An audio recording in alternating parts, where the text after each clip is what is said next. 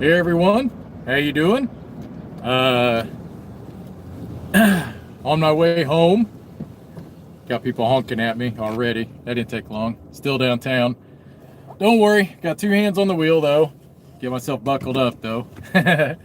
Was gonna try to film this with Tim Bresnan and Dave Taylor, but just didn't have a chance, unfortunately. Um, we'll try to do that tomorrow, hopefully, if we can. But thought I'd just recap day one and tell you about, just some of the games I played, um, some of the fun I had, blah, blah, blah. So obviously talked to a lot of people, met a lot of friends I hadn't seen in a long time because you guys remember I didn't go to Gen Con last year.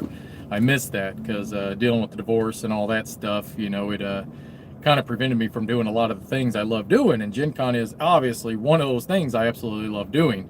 And unfortunately missed out on that. So this year got a lot of catching up to do. And it's funny because I was so nervous. Hey, how you doing, David? Um, hey, Julian. So I was so nervous about coming to Gen Con this year because, I hadn't filmed in a year. Obviously I've been filming in the last 2 months, but you figure I took a year and a half off from Gray Elephant Gaming. And, I was really nervous about how people would receive me coming back, from that long of a hiatus. And, wow, I mean, it's amazing. I walk into that exhibit hall and I see all my old friends and we start talking and we get caught up and, everybody's just so welcoming and awesome, man. And it just really made for an amazing experience. And, it just really put me in the right mood that I was just Gen Con to me, man. I love games, absolutely love games. But Gen Con to me is all about just catching up with people, seeing people, and that you only get to see maybe 1 or 2 times a year. I'd love to be able to attend more conventions, but let's be honest, it's not possible, right? So I did play quite a few games, probably not as many as I would have liked it to have played, but I did play quite a few. I started off the day by, it was so funny, I was at Hobby Town, and it's a Japan Hobby Town, and Dave Taylor and I was together, and we were walking by, and they had a game called Queen of Hansa, and they hadn't even had it all set up or anything. And when we go to sit down and play, it was almost like they had to try to read the rules. Well, there was one person who knew the game, though. Problem was, he only spoke Japanese. So we had to get a translator over there, and he was explaining the game. She would translate, and they were just amazing people. So amazing to just sit there and play a game with.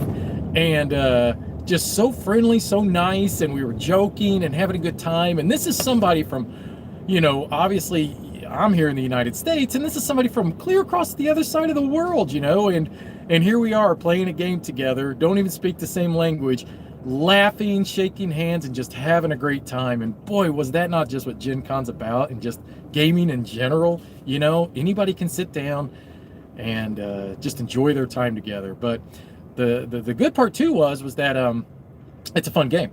So I do have a copy of that, and I will feature that on the channel later on. So sorry, didn't mean to bump your head there. I'll probably hold on to you for a second, okay? So I do have a copy of that, so I will be featuring that on the channel later for you guys to be able to check that out. Then after we were done there, we went to Luma, which Luma Imports. That's a company that, whew, you want to talk about making a splash in the market. I mean, that's a company that hasn't been around for, well, to me, I guess it hasn't seemed like they've been around for a very long time. But boy, have they made a huge splash with the amount of games that they have available. Now, unfortunately, they didn't have all the games set up so that we could actually demo them, and I thought that was a shame because I really wanted to try Monster Slaughter, but it wasn't set up, unfortunately. But they did have a few others that we tried, and one that I didn't even have on my list, but I did try Welkin, Welkin. That's from Luma. And I didn't think it was too bad. It's kind of like you've got these cards, and you're drafting them from this main center board. And as you're drafting them from this main center board, you're trying to put them into your tableau, and then you're trying to basically acquire the resources necessary to fulfill the card's objectives so that you can actually score it, and sometimes they give you little actions and stuff like that. But it's a real slow process on how you do a lot of this stuff. And I know Dave from Dave Taylor, he didn't care for it, whereas I thought it was just okay and I wouldn't mind trying it again. But then we went and we played Incubation, and that was a little different because, like I said, that wasn't even on my radar. And that's where basically you're like drafting dragons, and it's kind of like a set collect.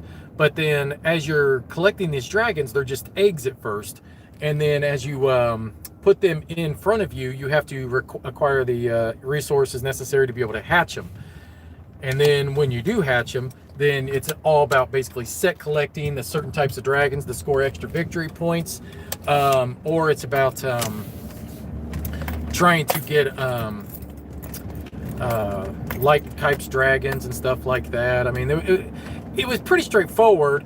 And you roll these dice each time, and that tells you what resources you can acquire, and sometimes you get money. And then there's like these bonus objectives that if you get, you know, a certain amount of dragons, a certain amount of money, that you get to acquire them. And that was cool. So Incubation by Luma Games, I do not have a copy of that yet. I may still acquire a copy of that. They had tons of them there. So, but you know how Gen Con is, things sell out fast. But that one was a fun one, and I do recommend, if you get a chance, check that one out. After that, I went and had some lunch, and then I came back and I played a game called Deranged, and that was Hobby World, and not the Japan Hobby World, but or maybe it was a Hobby Land, was the Japan Hobby Land. I'm not sure, right? Names. But I played Deranged, and it was Hobby World. I know for a fact because they're Russian, and they were awesome. They were so cool, so much fun to play with. And played with Ryan Schoon from Man vs. Meeple. He was there, and he had I think he said it was his cousin. I'm going to try to set you back up while we're talking. And he had his cousin there, and so I was playing with me, Ryan, and 3 girls, and oh my God, we had so much fun. It was just a blast. And what this game's about, and it takes at least 3 people to play, but even after playing, I think it would even take more than 3, because we had 5, and I think that was a great number, but it does play up to 6. So what this game is about is that you're in kind of like a town, and you're running away from monsters, and it's scenario based. So sometimes it's like ghosts, sometimes it could be, I don't know, vampires and werewolves and stuff like that. But in the demo we played, it was ghosts. And you're trying to go around, you're trying to acquire like these like, well, number one, you're trying to get rid of your curses. So as you're moving around the board, there's certain locations that will allow you to dispose of your curses. And whenever you do that, you actually then try to make an exit out of the town. And if you're able to do that without dying, then you win. But you could even have it to where there's multiple people that are, you know, you could work together. It's kind of one of those games where it's like it's a co-op until it's not type of a game. And you can fight each other if you like, but you don't have to. But as you're playing cards and going around and you're collecting extra like abilities for your character and stuff like that, you're trying to get rid of your curses. As you're playing cards to move around and stuff, that it'll progress the hey David, it'll progress the time on this track. So it'll gradually go from day to night. And boy, bouncy Indiana roads, people, Jesus, woo! So it'll gradually go from day to night. And when it does hit night, you've got a nighttime objective. And your nighttime objective basically is like you have to accomplish something or you become deranged. And in my case, and one of the other players, we became deranged, which meant that we turn into monsters when it turns night. And at that stage, we're going around and we're trying to deliberately try to knock out the other players. And I did end up defeating Ryan's character. And what ends up happening is basically you knock them out, they acquire another curse, and then they respawn across the other side of the board. So super cool, really fun. And it's one of those games that, you know, it's kind of a take that game. So if you're not prepared for that, you won't enjoy it. But yeah, go up till it's not. That's right, David. But it is a take that kind of a game. And so if you're not into that, you're probably not going to dig it. But what I did like is that they had all kinds of different scenarios that they were going to release for it as well, and make it a little bit more of an expanded experience. After that, I tried a game called, I think it was called Fiji. It was something like that. It was all right. I'm trying to remember who the publisher was. I have pictures of it, but I don't want to check my phone as I'm driving. I don't want to have a Jesus take the wheel moment, if you feel me. But anyways, I played that one and I didn't think it was all that great. It was kind of boring, to be honest with you. I don't know, maybe because I just didn't quite understand what I was doing, but ultimately it was just you roll dice and you're trying to progress and try to get away from the lava, like Mount Fiji, I guess, the lava, I don't know. And basically it's kind of a co-op. You don't want any of your the other players to die. So, you're trying to go to other locations, but like you're keeping your dice hidden from each other. And like the locations require certain sets of dice, and you have to have majority of those dice, but your dice are hidden from each other. So you're kind of like, well, this one requires the most blue and green dice. And so you roll them and you hope that you get the most blue and green symbols. And then you basically talk amongst yourselves. But then there's like re-rolls and stuff, and I don't know. It just fell really flat for me. It didn't do anything for me. Let's see. Seems like I played something else and I'm forgetting for some reason, because I played around 8 games. Oh, I know. Went to Amigo. They had, man, I got a picture of it. I'm going to post it up over at Gray Elephant Gaming, the pictures of some of the games. I probably should have written them down before I started the video. I'll make sure I do that tomorrow. But I played Carnival of Monsters, and I ended up buying that one. So I've got that in the truck here. So I'm gonna take that one home. One of the highlights too is that I did pick up Wingspan, and I was able to get the designer to sign it for me, Elizabeth. I met Stefan Feld and got my picture with him. And dude, talk about an awesome guy. Both of them were awesome, really super nice. And let's see.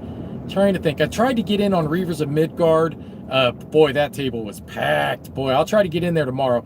So tomorrow, I'm eager to try out. They've got the LCG Marvel game from Fantasy Flight. So I'm going to try that one out. They also, and that'll be in the Asmodee area. So basically, I'm going to go to the Asmodee area first tomorrow. I want to try the Marvel LCG that they announced. They have a Marvel Splendor game. You hear that? A Splendor game that's Marvel. And I'll be taking pictures and posting them up over on the Facebook page for Gray Elephant Gaming, so check it out. Which, of course, I'm going to have to buy, dang it. Even though I own Splendor and everything, but it's Marvel. I want to try Hadara, and I want to try Black Angel if I get a chance. So I'm going to try all those out tomorrow. And then I've got a few other smaller publishers that they've got some titles out that I want to try out as well, but that's pretty much it. I had a phenomenal time, great time, can't wait for tomorrow. I'll check in with you and maybe be a little bit more organized than what I am today. I didn't want to bombard you all with a video for every single game I played. It just didn't seem, I don't know. I think this is more fun, more ad lib, off the cuff, and if there's a game that's important, we can talk about it. But anyways, yeah, I can't wait to see the Marvel Splendor either, man. I know, it sounds awesome, doesn't it? It's it's so funny. You attach Marvel in front of it, and all of a sudden it's like, oh yeah, I gotta have that. I also want to try to get to the OP, and I want to try out the Batman Talisman. So I'm going to try to do that tomorrow as well. And oh boy, there's so many games, people. I had, when I went in there, one thing that shocked me about Gen Con that I noticed is that there's a lot of games that are listed on Board Game Geek for games that people are releasing and stuff like that, but there's a lot of them that aren't even available for demo. It's basically they just tell you what the game's about. Literally, they just tell you kind of a little bit about the mechanisms, tell you how much it is, and then that was it. And I was kind of shocked about that. I was like, man, let me sit and play the game, That's how I know if I like it, Let me sit down and actually demo it. Don't talk about it. That was weird. But anyways, other than that, yeah, I mean, it's been a great experience. I've been having a lot of fun. The waitress got sassy with me today at the restaurant we were at, but that's another tale. I wanted to set up and film there, and she got all sassy about it, even though I already cleared it with the manager. It was really weird, man. But let's see. So tomorrow, yeah, I'm gonna try the Batman Talisman. I'm gonna try those three I already talked about. There was a couple of other ones that Dave Taylor had told me were real fun. I want to still try to get the Reavers in, Reavers of Midgard. I did look at the Terror Below from Renegade Game Studio. I didn't get a chance to play, but I was pretty much watched an entire half demo. It didn't do nothing for me. I watched him play it, and I don't know. There was just nothing going on there that really interested me. So I scratched that one off my list. And yeah, well, that's pretty much it. So anyways, I appreciate all the support. Make sure you leave a like button. Hit the like button for me. I appreciate it. And if you haven't subscribed, please subscribe. And I'll be honest with you, this Gen Con has been very productive.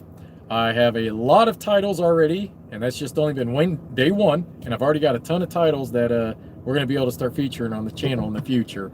So look forward to those to pop up. And as usual, stay awesome. Thanks for watching. Bye-bye.